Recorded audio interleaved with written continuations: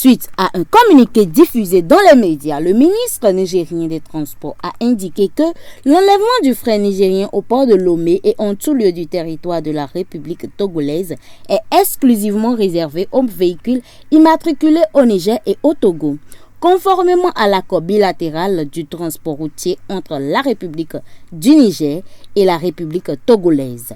Une décision qui fait suite à l'interdiction de l'embarquement du pétrole nigérien par le gouvernement béninois, ne réjouissant pas les acteurs du monde des transports au Bénin, car cela fait suite aux actions. Tous les gens qui disent que les camions immatriculation béninois ne doivent pas charger au Togo pour aller au Niger, normalement ce que je vois là, ça c'est le travail des syndicalistes. C'est les syndicalistes qui doivent parler de ça. Et puis, les gens n'ont qu'à savoir, il y a beaucoup de Nigériens qui ont leur camion là, c'est plaques RB. Si tu as vu 50 camions au Burkina qui ont des plaques RB, il fallait voir qu'il y a 10 camions de Nigériens dedans. Ça c'est possible, tout le monde le connaît. Même les autres syndicalistes le connaissent. Même il y a des importateurs, même que leurs camions là, ce sont des RB. C'est les grands commerçants du Niger. Ils ont des camions RB, tout le monde le savait. Donc c'est pas la peine. C'est quelque chose qui est arrivé. Donc c'est quelque chose qui va arranger ça.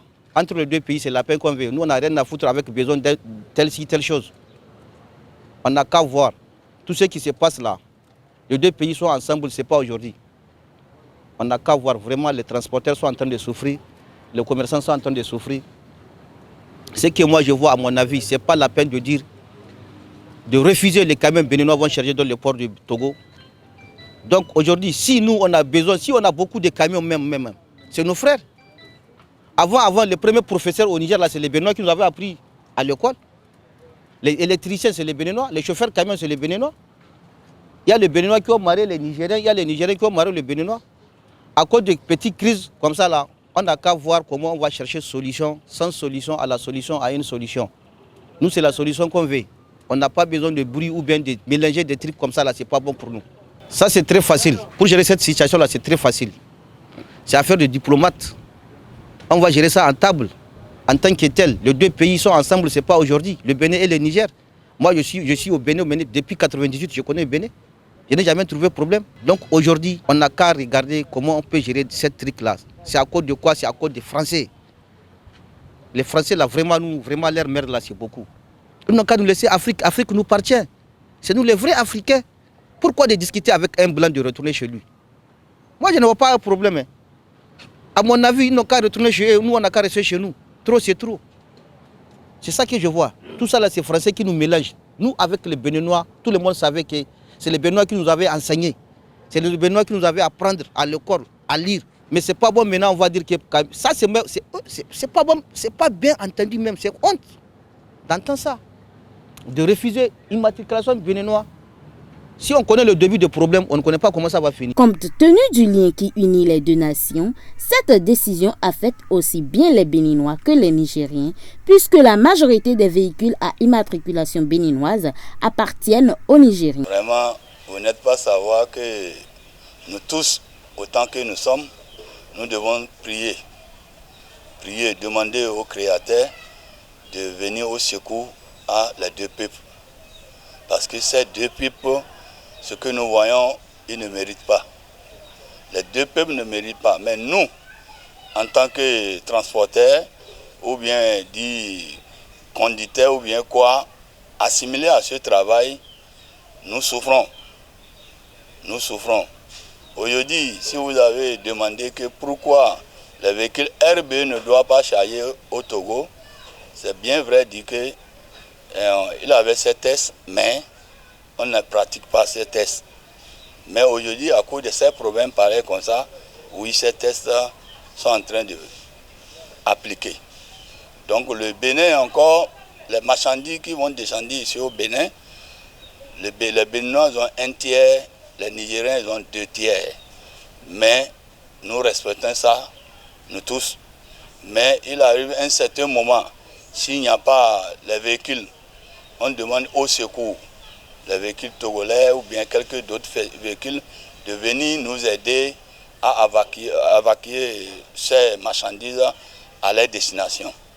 Mais ce problème-là, vous voyez que c'est en train d'aggraver de jour en jour et c'est en train d'amener des problèmes.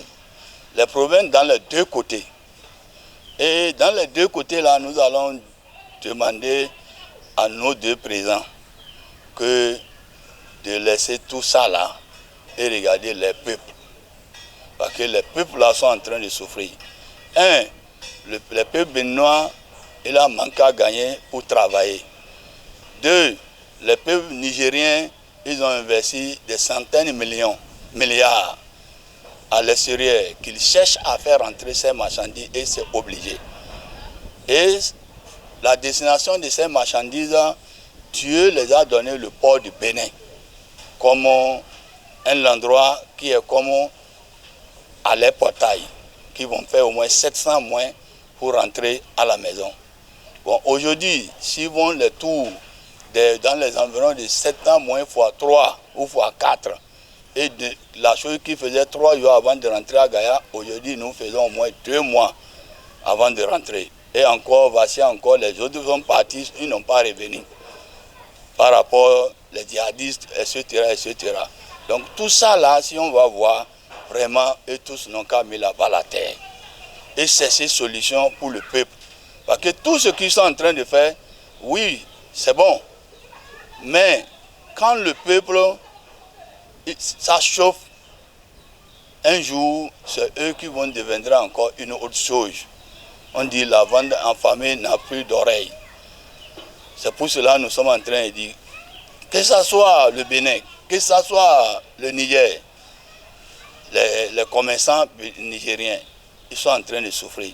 Pour aller à Gaïa, ils payaient combien? Pour aller au Niger, ils payaient combien? 1 500 000. Maintenant, pour aller vers là-bas maintenant, ils payent combien? 4 500 000 ou bien 5 millions. Ça, c'est un manque à gagner aux commerçants béninois et nigériens. Mais ça joue encore sur la population du Niger.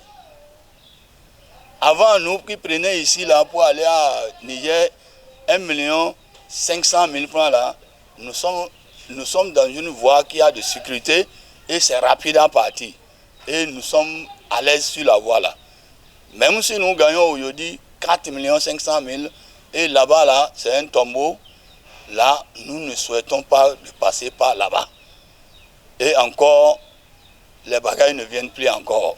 En dehors de la crise qui réside entre les deux pays, les populations béninoises et nigériennes se considèrent toujours comme des frères.